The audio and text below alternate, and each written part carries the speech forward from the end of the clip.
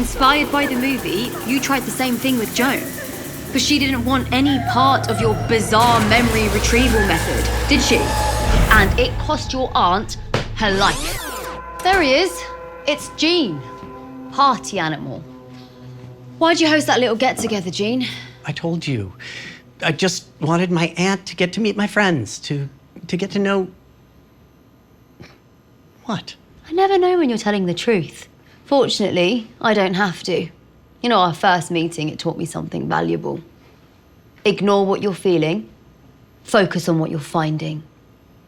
It is all about the evidence. I don't understand. Joan didn't like your friends. She didn't want them in her house. So why did she suddenly agree to party with them? Because she was already dead. Yeah. Turns out Aunt Joan died 24 hours before your little get-together. That's not true. Oh, it is. And guess who has an alibi for the true time of the murder? Every one of your friends. Unlike you. Allie, please, I know... You know, we found a lot of weird chemicals on your aunt's bath mat and in your bedroom, including a special one, a cholinesterase inhibitor. Alzheimer's medication. Donated by Shelley Walker. Swiped from her father, Robert. We found the pills in your creepy antler buddy's stomach. Well, I don't understand what... Well, you said the two men who broke in demanded a combination to Joan's safe. And she couldn't remember it. Well, she had dementia. And she forgot a lot of things. I think you were determined to help Joan get her memory back. Hey, Gene, you're gonna like this.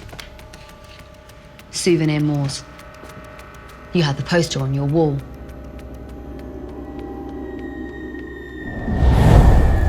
Dead Memories is a French horror classic. A man tries to retrieve his wife's memories using electricity and a bathtub of weird ingredients. Inspired by the movie, you tried the same thing with Joan.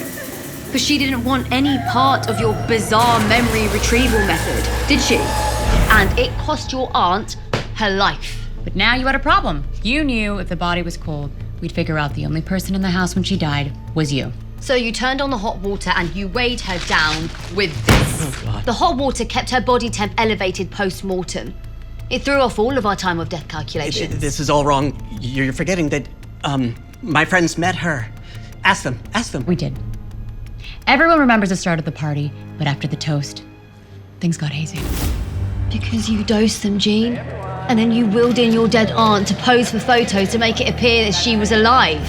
And then, when the necropolites staggered off home from an evening they could barely remember, you staged a break-in and made it look like Joan had been tortured.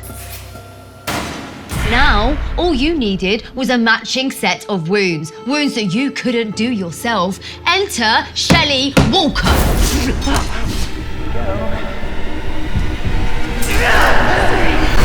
No, Shelley is no killer. Oh, I know she's not.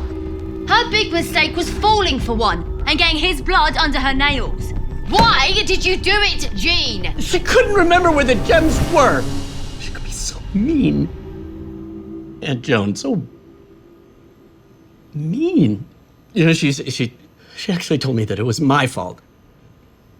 But it wasn't my fault. When I first moved into that house, she told me to clean out that room above the garage. It was her idea to throw out all those old papers. How was I supposed to know that the information about where she kept a safety deposit box was somewhere in there? Joan couldn't even remember what bank her husband was storing them in. Dead memories. I did not mean to kill her. The battery, that was an accident.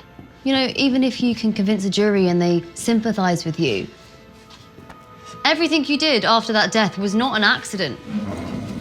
See, you tried to pull off mashup of The Hangover and Weekend at Bernie's. And that was your big mistake, Mr. Farrow. You stepped out your genre. Let's go.